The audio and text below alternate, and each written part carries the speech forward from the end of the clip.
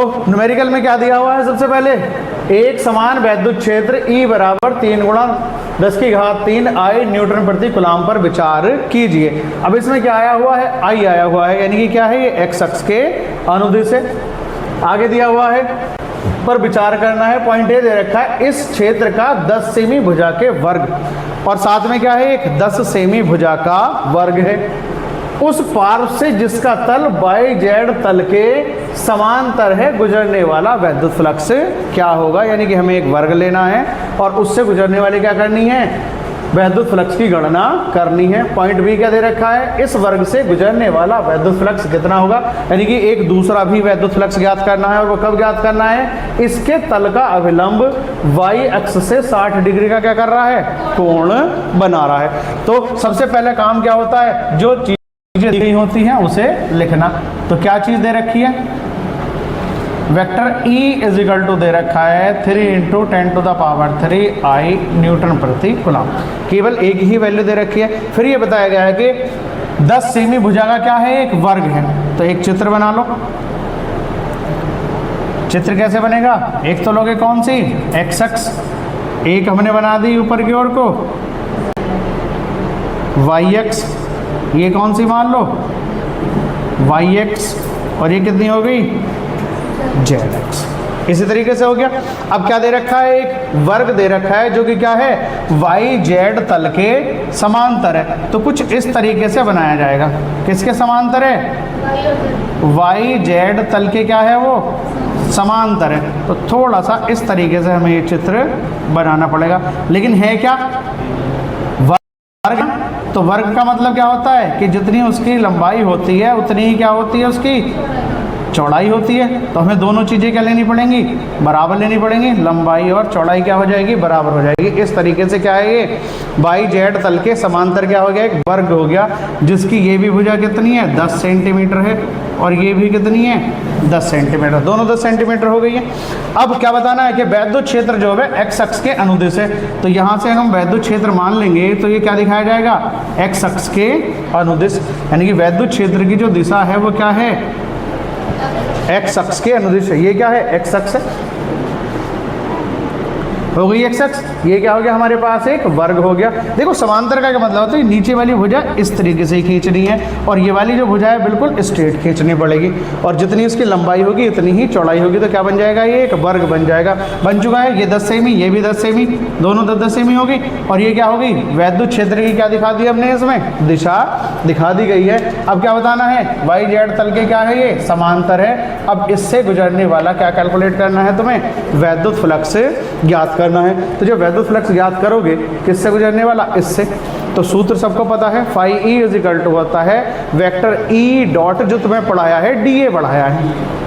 लेकिन यहाँ DA की तो जरूरत नहीं, क्योंकि क्षेत्रफल अभी पूरा का पूरा क्या है, क्षेत्रफल है। तो सिर्फ कितना कर देंगे, E × A कर देंगे। तो क्या लिखा जाएगा, देखो ये किसके समांतर दे रखा है, y, और किसके समांतर है, z के क्या दे रखा है, ये समांतर दे रखा है। तो क्या लिख दोगे, वर्ग का क्या लिखोगे, क्षेत्रफल। क्या लिख दोगे इसे, वर्ग का क्षेत्रफल। और क्षेत्रफल कितना होता है, वेक्टर A। S भी मान सकते हो, A भी मान सकते हो, और किसे ले सकते हो, इसे S भी ले सकते हो। तो 10 सेमी भुजा है, और 10 सेमी ही क्या है, इसकी चौड़ाई है। तो 10 सेमी और गुणा 10 सेमी, तो 10 और 10 कितना हो जाएगा, 100 सेंटीमीटर का स्क्वायर। अब जो ये 100 सेंटीमीटर का स्क्वायर दे रखा है, इसे क्या कर लोगे तुम, मीटर स्क्वायर में कन्वर्ट कर लोगे। तो कितना हो जाएगा, ये 100 और गुणा 10 की घात -4 और मीटर की घात 2, या ये हो जाएगा 0.01 मीटर का स्क्वायर हो जाएगा, यही आ जाएगा। अब देखो, अब वेक्टर E की वैल्यू किसके है, I के दे रखी है, कौन सी है, x अक्ष के अनुदिश है, यही तो दे रखा है। अब हमें इसकी भी वेक्टर फॉर्म लिखनी है। किसकी वेक्टर फॉर्म लिखनी है, ए की, अब मैंने तुम्हें स्थिति सदिश पढ़ा रखा है, स्थिति सदिश का नाम है क्षेत्रफल सदिश। तो मान लो ये क्या है, क्षेत्रफल है। अब हमें इसमें क्या लेना है, कोई क्षेत्रफल वेक्टर लेना है। तो वो हमेशा क्या होता है, ऊपर की ओर खींचे गए या बाहर की ओर खींचे गए अभिलंब के क्या होता है, अनुदिश होता है। तो वेक्टर ए यहीं आएगा और साथ में यूनिट वेक्टर भी हो जाएगा। तो यूनिट वेक्टर यहाँ क्या है, आई जे और के दे रखे हैं। लेकिन अब इस पे देखो, अब ये क्षेत्रफल इस तरीके से, ये क्या होगा, इसकी लंबाई मान लो, ये चौड़ाई मान लो, तो ये क्षेत्रफल वेक्टर कहाँ होगा, एक्स अक्ष के अनुदिश ही होगा। तो क्षेत्रफल अवयव जो वेक्टर होगा वो भी कहाँ आ जाएगा, इसी दिशा में ही हो जाएगा। यानी कि वो भी किस दिशा में शो होगा, एक्स अक्ष के अनुदिश ही शो होगा। तो अगर हमें इसकी वेक्टर फॉर्म लिखनी है तो इसे क्या लिख दोगे, वेक्टर ए, तो 0.01 यूनिट वेक्टर कितना हो जाएगा, आई आ जाएगा, और ये हो जाएगा मीटर स्क्वायर। दोबारा से समझो, ये क्या है, वाई और जेड के क्या समांतर क्या है, एक वर्ग है। तो इस पर जो हम क्षेत्रफल अवयव लेंगे वो हमेशा अगर ऐसे है तो बाहर की ओर, ऐसे है तो बाहर की ओर, इधर को घुमा दो तो बाहर की ओर। लेकिन अब क्या है, ये ऐसे है तो ये कहाँ पहुंचेगा, एक्स अक्ष के अनुदिश ही पहुंचेगा ना। तो जब ये एक्स अक्ष के अनुदिश पहुंचेगा तो आई से ही गुणा पड़नी पड़ेगी। तो क्या आ जाएगा, ये इसका, ये जो क्षेत्रफल है इसका क्या आ चुका है, क्षेत्रफल सदिश आ चुका है, जिसके साथ हमने क्या लिया, आई लिया है। तो ये क्या होगी, इसकी दिशा होगी, ऑलरेडी आई की दिशा दे रखी है। तो अब इससे गुजरने वाला क्या निकाल दोगे, वर्ग से गुजरने वाला वैद्युत फ्लक्स तुम कैलकुलेट कर लोगे। तो क्या लिखोगे, वर्ग से गुजरने वाला क्या कैलकुलेट करोगे, वैद्युत फ्लक्स। तो वैद्युत फ्लक्स कितना होता है, phi E is equal to और वेक्टर ई डॉट ए, यही हो जाएगा। छोटा सा, ये ज़्यादा बड़ा नहीं है, इतनी जगह में आ जाएगा। अब देखो, phi E is equal to कितना, ई की वैल्यू बताओ, 3 गुणा 10 की घात 3 और साथ में कितना यूनिट वेक्टर आई। अब ए की वैल्यू कितनी आ गई, 0.01 आई, कितनी है 0.01, ये भी क्या है, आई हो चुकी दोनों की वैल्यू। अब इसकी गुणा किससे करनी है, इससे करनी है। देखो यहाँ दशमलव लगाया, पावर 3 है तो कितनी बचेगी, एक ही पावर रह जाएगी। दशमलव हटाओ, नीचे 100 कर लो, ये कैंसिल हो गया। आई डॉट आई का मान कितना होता है, 1 होता है। किसी एकांक सदिश का उसी से ही क्या दिखाया गया है, स्वतः गुणन दिखाया गया है। तो कितना आ जाएगा, आई डॉट आई, इनके बीच में कितना हो जाएगा, कॉस 0, और कॉस 0 की वैल्यू कितनी होती है, 1। तो सिर्फ कितना आएगा आंसर, 1 ही आ जाएगा। तो ये कितना आया, 3 गुणा 10 की घात कितनी बचेगी, 1, और वेक्टर आई और डॉट कितना हो जाएगा, वेक्टर आई, और इसका मान कितना होता है, 1 होता है। तो 3 गुणा क्या करो, बस अब 30 लिख दो सीधे सीधे। 30 कितना हो जाएगा, न्यूटन मीटर स्क्वायर प्रति कूलम। यानी कि फाई ई की जो वैल्यू आई है वो कितनी आई है, 30 न्यूटन मीटर स्क्वायर प्रति कूलम। अब इसका सेकंड पार्ट देख लो। सेकंड पार्ट भी छोटा सा ही है, ज़्यादा बड़ा नहीं है, आधा काम तुम कर चुके हो और थोड़ा सा ही बचा है। तो ये क्या जाएगा, इसका बी पार्ट। अब बी पार्ट में देखो क्या कह रहा है कि इस वर्ग से गुजरने वाला वैद्युत फ्लक्स कितना, यानी कि फिर से ही हमें क्या निकालना, वैद्युत फ्लक्स निकालना। लेकिन अब दूसरी चीज़ पर ध्यान दो, यदि इसके तल का अभिलंब, अब ये जो अभी हमने खींचा है वेक्टर, ये क्या है, अभिलंबी तो है। दिशा क्या बताइए, बाहर की ओर खींचे गए अभिलंब के अनुदिश। तो ये भी क्या है, इसका अभिलंब। ये जो बाहर की ओर को ए दिखाया गया है, ये इस पे खींचा गया क्या है, अभिलंब है। ठीक, कितना कोण बना रहा है वैद्युत क्षेत्र की दिशा से, 60 डिग्री का। कितना कोण बनाया है इसने, 60 डिग्री का। यानी कि अब जो ये ए यहाँ है, अब ये ए ना होके कहाँ कर लो, इस तरीके से हो जाएगा। थोड़ा सा तिरछा करना पड़ेगा ऐसे, क्योंकि एंगल कितना देने का है, 60 डिग्री देना है। तो एंगल कितना बनेगा, 60 डिग्री। यानी कि आंसर जो आया वही आएगा। साथ में जो आई डॉट आई हमने करा था, इसकी जगह कितना और कर दोगे, कॉस 60 डिग्री और हो जाएगा। तो यहाँ से जो वैल्यू आई है तो क्या लिख दोगे, अब थीटा बराबर कितना दे रखा है, 60 डिग्री। तो क्या लिख दोगे, वर्ग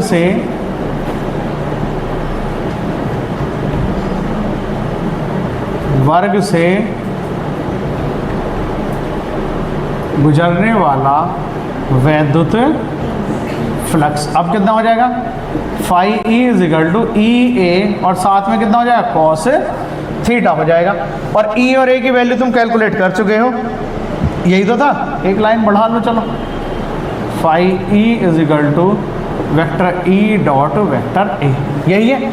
और ई और ए की वैल्यू कितनी है, यहाँ से देखो, ये पूरा कैलकुलेट किया था तुमने, कितना आया था, 30, तो इसकी वैल्यू कितनी आ जाएगी 30, और cos 60 की वैल्यू कितनी होगी, ये यहाँ लगा देंगे cos 60 डिग्री, और 30 गुणा 1/2 बराबर कितना आ गया 15, phi E is equal to आ जाएगा 15 न्यूटन मीटर स्क्वायर प्रति। इधर ध्यान दो सबके सब।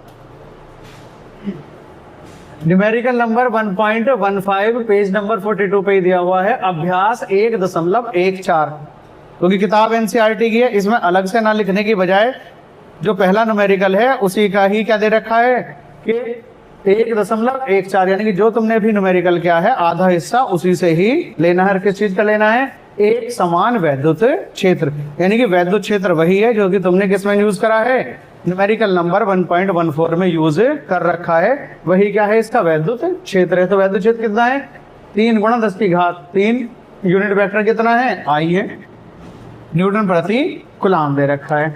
20 सेमी भुजा के किसी घन से, अब 20 सेमी भुजा का जो घन है वो भी क्या स्थित है, वाई और जेड तल के ही क्या स्थित है, समांतर स्थित है। बीच में छोटी सी लाइन दे रखी है कि जो घन भी है वो घन की भुजाएं भी क्या है, वाई जेड तल के ही समांतर आ रही हैं। तो अब देखो दिशाएं दिखाई दे रही हैं किसकी, वैद्युत क्षेत्र की। अभी थोड़ी देर पहले भी जो बनाई थी वो भी कहाँ बनाई थी, एक्स अक्ष के अनुदिश ही बनाई थी, क्योंकि क्या आ रहा है इसके साथ में, यूनिट वेक्टर आई आया हुआ है।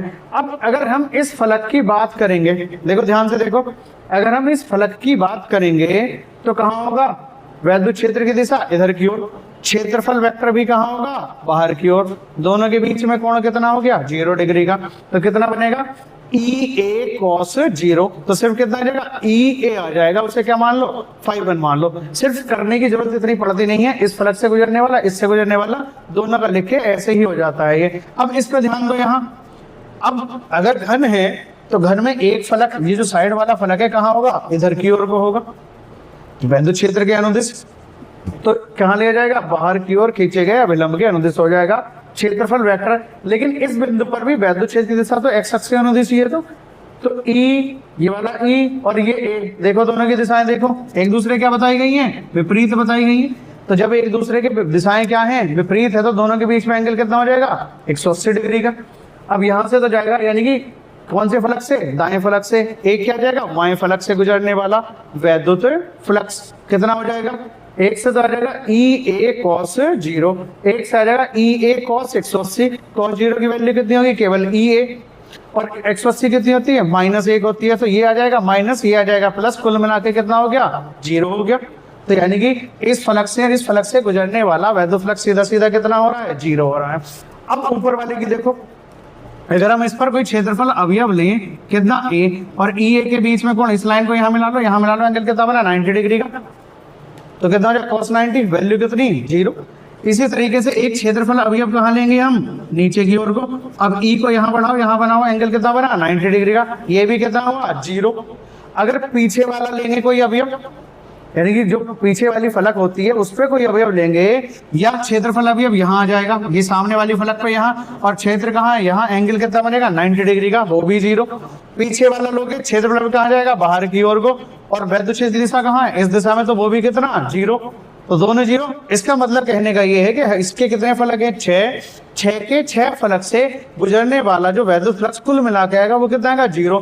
4 से तो 0 आ ही रहा है, लेकिन ये जो दो आमने सामने के हैं, एक जो तुम्हारे पास क्यूब होता है, करते नहीं घर पे, आता किसी को घुमाना पूरा, तो उसमें एक डाइस जो होता है, एक ये हो गया और एक ये हो गया, तो इससे कितना हो जाएगा EA और इससे कितना हो जाएगा -EA। तो जो ये दोनों हैं जो एक्स अक्ष के अनुदिश हो रहे हैं, एक का आ जाएगा EA, एक का कितना हो जाएगा -EA, तो कितना हो जाएगा 0 हो जाएगा। बाकी सबसे एंगल कितना है 90 डिग्री है, तो कुल मिला के ये जो घन दिया गया है इससे गुजरने वाला वैद्युत फ्लक्स कितना हो जाएगा 0 हो जाएगा। तो चल लिखना चाहो तो लिख लो, वरना तो थ्योरेटिकल ही करना चाहो तो गुजरने वाला वैद्युत फ्लक्स कितना होगा 0 हो जाएगा। या लिखो जल्दी से, गिवन कितना दे रखा है इतना, ये क्या है दाएं फलक, ये क्या है बायां फलक, तो किससे लिख दोगे, पहले दाएं से लिख लो, दाएं फलक से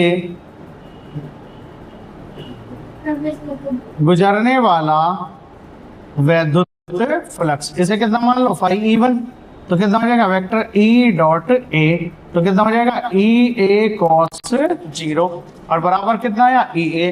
अब किससे, बाएं फलक से,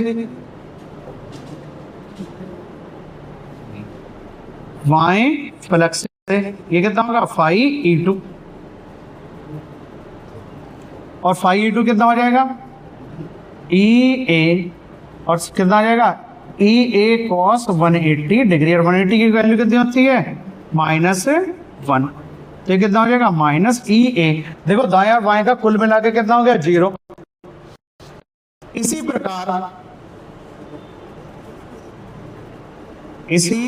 प्रकार अन्य सभी किससे फलकों से गुजरने वाला वैद्युत फ्लक्स कितना होगा 0 होगा। कौन से, अन्य सभी 4, कितने बचे 2 तो ये हो गए, अब कितने बचे 4 बचे। इसी प्रकार अन्य सभी 4 फलकों से गुजरने वाला वैद्युत फ्लक्स कितना हो जाएगा 0, क्योंकि कितना लगाओगे इसे ई ए कॉस कितना हो जाएगा 90 हो जाएगा, सभी की वैल्यू कितनी हो जाएगी 0 हो जाएगी।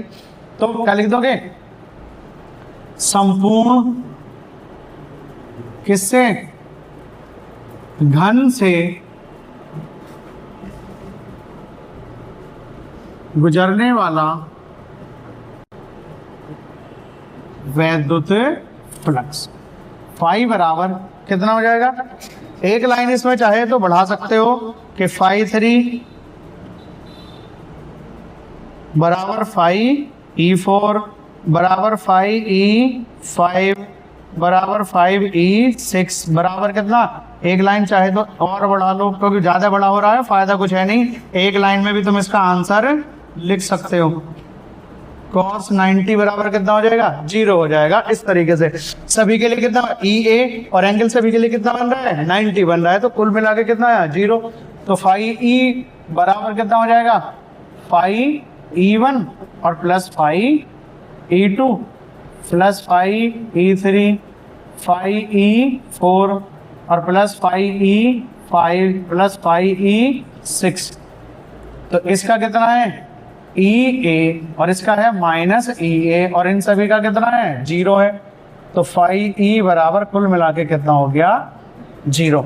और अगर बात समझ में आ चुकी है तो एक बार में ही सारी कैलकुलेशन करने की आवश्यकता नहीं होती है, तुम एक लाइन में आंसर लिख सकते हो कि घन के सभी फलकों से गुजरने वाला वैद्युत फ्लक्स कितना होता है 0 होता है। सारे न्यूमेरिकल नंबर है 1.16। किसी काले बॉक्स के पृष्ठ पर वैद्युत क्षेत्र की सावधानी पूर्वक ली गई माप यह संकेत देती है कि पृष्ठ से गुजरने वाला net flux 8.0 × 10⁻³ newton metre square प्रति कूलम है। यानी कि जो माप ली गई है उससे यह पता चलता है कि जो नेट फ्लक्स से गुजरने वाला वो कितना है 8 × 10⁻³ न्यूटन मीटर स्क्वायर प्रति कूलम है। तो फर्स्ट पॉइंट क्या करना है, बॉक्स के भीतर नेट आवेश कितना है। यानी कि सबसे पहली कंडीशन में हमें क्या ज्ञात करना है, आवेश ज्ञात करना है। फ्लक्स दे रखा है, आवेश ज्ञात करना है, सीधी सीधी क्या लगा देंगे गॉस की प्रमेय इसमें यूज हम कर लेंगे तो कैलकुलेट हो जाएगा। यदि बॉक्स के पृष्ठ से नेट बहुर्मुखी, नेट क्या है बहुर्मुखी है, तो आप यह निष्कर्ष निकालेंगे कि बॉक्स के भीतर कोई आवेश नहीं है। क्यों, बहुर्मुखी में कुछ छूट गया क्या, बहुर्मुखी फ्लक्स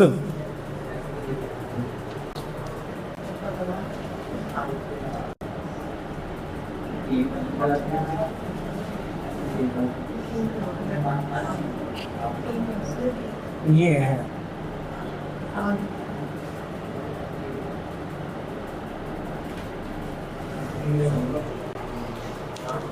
देखो ध्यान से देखो इसे बच्चों, न्यूमेरिकल नंबर 1.16। किसी काले बॉक्स के पृष्ठ पर वैद्युत क्षेत्र सावधानी पूर्वक ली गई माप यह संकेत देती है कि बॉक्स से पृष्ठ से गुजरने वाला वैद्युत फ्लक्स 8 गुणा 10 की घात 3 न्यूटन मीटर स्क्वायर प्रति कूलाम है। तो सबसे पहले क्या करते हैं, जो भी वैल्यू आ रही है उसे लिख लो। तो कितनी वैल्यू दे रखी है, फ्लक्स दे रखा है, और फ्लक्स को किससे लिखते हैं, फाई ए से। तो given phi is equal to 8.0 into 10 to the power 3 newton metre square प्रति कूलाम। ठीक, तो फर्स्ट पॉइंट क्या है कि बॉक्स के भीतर नेट आवेश कितना है। तो हमें पॉइंट ए में क्या निकालना है, बॉक्स के भीतर नेट आवेश Q हमें कैलकुलेट करना है। अब सीधा सीधा क्या लगा दो formula, phi E is equal to कितना होता है, 1/ε0 इंटू Q होता है। अब Q हमें कैलकुलेट करना है, Q इज इक्वल टू कितना हो जाएगा, phi E into ε0। Phi E की वैल्यू कितनी दे रखी है, 8.10 टू द पावर 3, और ε0 की वैल्यू तुम्हें पता है 8.85, और गुणा 10 की घात माइनस कितनी होती है बताओ जल्दी से, यहां लिख लो 8.85 गुणा 10 की घात माइनस 12 कूलाम स्क्वायर प्रति न्यूटन मीटर स्क्वायर। तो माइनस कितनी हो जाएगी यहाँ से 12, इसकी मल्टीप्लाई करा लो, देखो जल्दी से, 8 × 40 का 0, 8 × 8 = 64 और 4 68, और 8 × 8 = 64 और 6 कितने हो गए, 64 और 6 70, दशमलव कितने के बाद पावर कितनी बची, 12 में से 3 की माइनस की कितनी आई, 9। अब ये 70 लिखा हुआ है, तो इसे क्या कर लो, पॉइंट यहाँ लगा लो। तो पॉइंट यहाँ लगा लोगे तो एक पावर क्या हो जाएगी कम, और इस 8 से क्या कर लो, 1 कर लो, तो 7.1, और 10 टू द पावर माइनस कितनी हो जाएगी, 8 हो जाएगी। इतने क्या आ जाएगा, ये कूलाम आ जाएगा। देखो इसका सेकंड पार्ट देखो, यदि बॉक्स के पृष्ठ से नेट बहुर्मुखी फ्लक्स शून्य है तो निष्कर्ष निकालिए कि बॉक्स के भीतर कोई आवेश नहीं है। ये कौन सा पार्ट है, बी। क्या दे रखा है, बहिर्मुखी, क्या कहोगे इसे, फ्लक्स कितना है, शून्य है। तो ये वैल्यू दे रखी है कि बहुर्मुखी, इसे समझ लो, 1 मिनट का काम है। बहुर्मुखी फ्लक्स कितना है, शून्य है। किससे, क्या चीज है हमारे पास, आकृति क्या दे रखी है, एक बॉक्स दे रखा है, बॉक्स मतलब ऐसा ही घनमानव जैसा दे रखा है, उससे रेडियली आउटवर्ड जो वैद्युत फ्लक्स है वो कितना है, 0 है। तो बॉक्स तो तुम्हें सबको पता होता है, ये क्या बना लेंगे, हम एक घन बना लेंगे, और इससे जो निकलने वाला, यानी कि चारों तरफ से जो निकलने वाला है रेडियली आउटवर्ड जो वैद्युत फ्लक्स है, फाई ई बराबर कितना दे रखा है, 0 दे रखा है। तो किसी से भी निकलने वाला वैद्युत फ्लक्स 0 कब होता है, या तो उसके भीतर कोई भी आवेश स्थित नहीं है। पहली कंडीशन तो ये होती है कि इसके भीतर कोई भी आवेश स्थित नहीं है, यानी कि Q बराबर कितना है, 0 है। तब इससे निर्गत जो वैद्युत फ्लक्स होगा वो कितना होगा, 0 होगा। दूसरी कंडीशन ये कि आवेश तो हैं, लेकिन उन सभी का बीजगणितीय योग भी कितना है, 0 है। मान लो एक आवेश तो हो गया प्लस का, एक हो गया माइनस का, फिर एक 2Q हुआ और एक -2Q हुआ, तो ये दोनों 0, ये और ये दोनों 0, तो कुल मिला के आवेश फिर भी क्या हो जाएगा, 0 हो जाएगा।